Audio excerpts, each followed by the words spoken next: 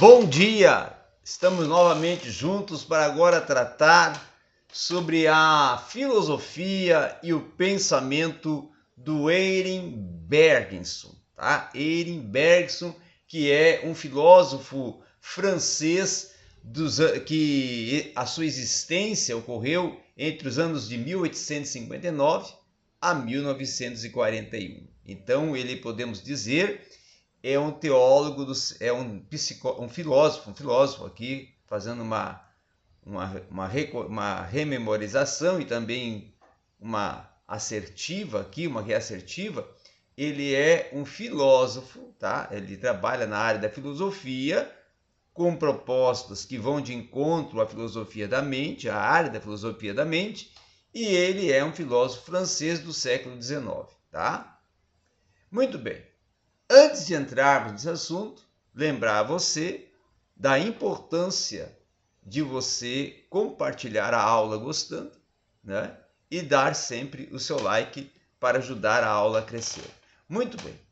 Quando vamos trabalhar a filosofia bergsiana, a filosofia proposta por Eyring Bergson, nós vamos ver justamente entrar a nossa mente, o nosso cognitivo, o nosso órgão captativo do saber, em uma aventura de pensamentos. Uma aventura de pensamentos. Porque a filosofia moderna e a filosofia também contemporânea, ao romper com o dualismo, tá? E também romper principalmente com a questão do dualismo cartesiano, que é uma tese filosófica que vai entender a mente e o corpo na proposta recogitans extensa, que quer dizer o quê? Com substâncias distintas. Então, ela vai propor essa proposta do dualismo cartesiano, uma confluência que vai se mostrar até inquestionável. Aí vem Bergson, aí entra Bergson, porque Bergson ele vai superar o dualismo cartesiano.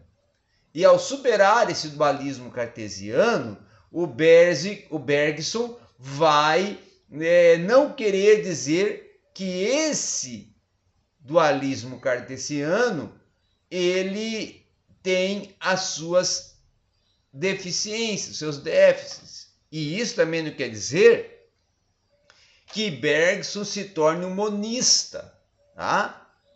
Ele, notoriamente, Bergson é um dualista e vai se propor, então, a uma resposta que é totalmente original e positiva.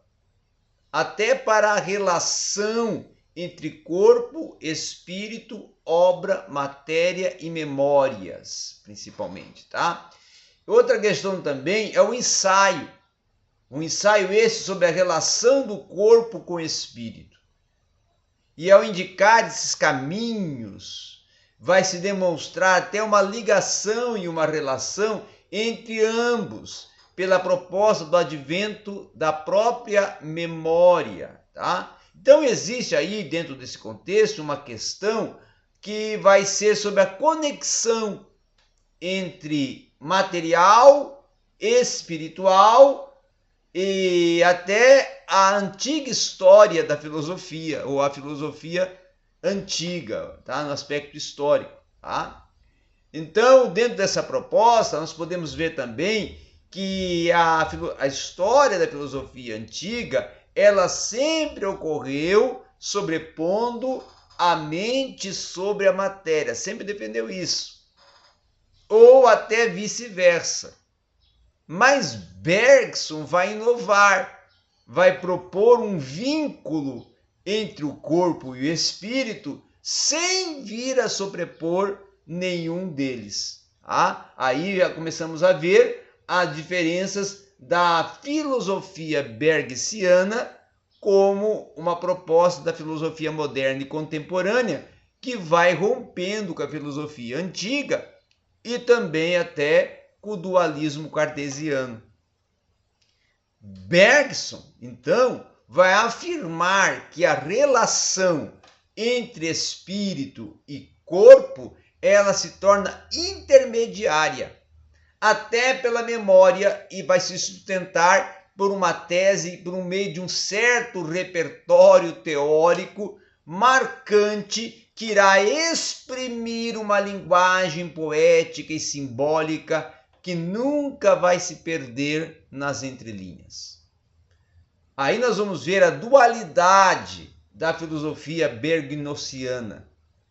A dualidade da filosofia bergnosiana, ela, por exemplo, pode ser constantemente expressa pelos conceitos de imagem, corpo, espírito e memória. Uma outra coisa para vocês também guardarem, que a imagem ela é definida como meio termo entre a materialidade e a representação. E nesse sentido, a realidade em que estamos inseridos, imersos, ela não seria feita apenas deste ou daquele termo distinto.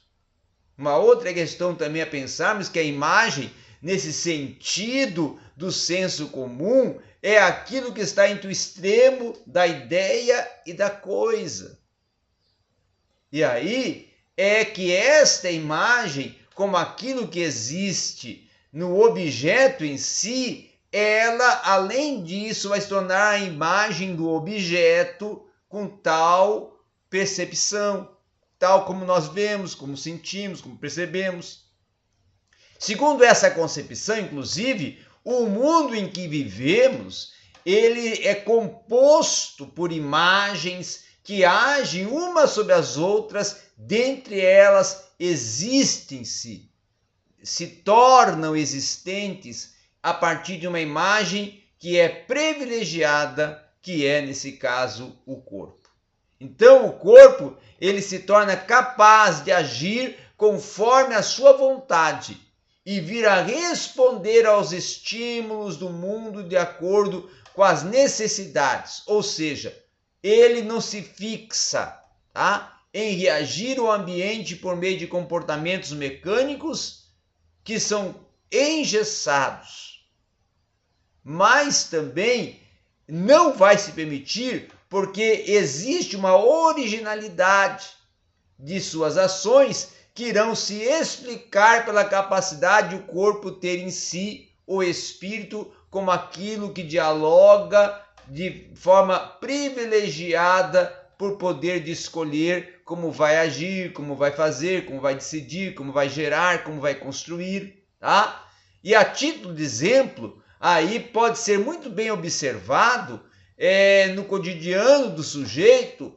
aquela questão de se encontrar numa rotina rígida de repetições que, ao escutar o som dos pássaros, por exemplo, usando aqui uma analogia, ao amanhecer, vai se relembrar da sua infância, quando ia ao parque com seus pais e acabava por decidir por ir à praça em vez do trabalho. E uma outra questão também é a comprobabilidade, dessa relação entre o corpo e o espírito ao longo da matéria e da memória, que Bergson vai dividir a sua obra, inclusive, em 4 grandes capítulos. Primeiro, ele constrói a sua argumentação ao longo de um texto esclarecedor sobre o papel do corpo como imagem privilegiada na totalidade das imagens da percepção, passando essa pela discussão do papel da memória em relação ao corpo e pelo aspecto do reconhecimento da sobrevivência da memória como espírito, até essa convergência espírito e corpo. Já a filosofia bergnosiana, ela vai se tornar puramente dualista. Por quê? Porque ela não mais aposta em um elemento mnemônico, mas vai atuar na conexão da matéria e do espírito. e a matéria se torna uma representação, corpo e espírito, e uma percepção e memória que são de naturezas de cunho distinto, e aí surge uma união entre essa unidade de multiplicidades que o idealismo e o realismo jamais vão dar conta de explicar.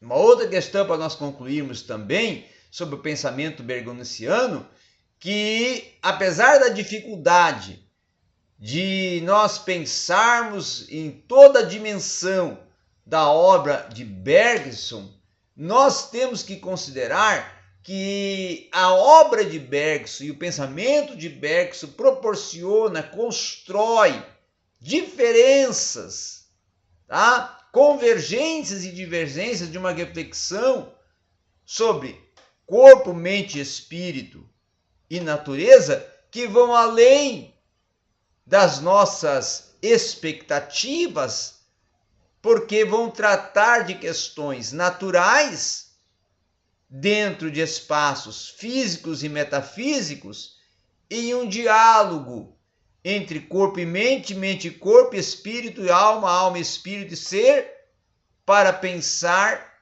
em como a imagem se manifesta nesse ser que dialoga com a matéria. Obrigado a todos.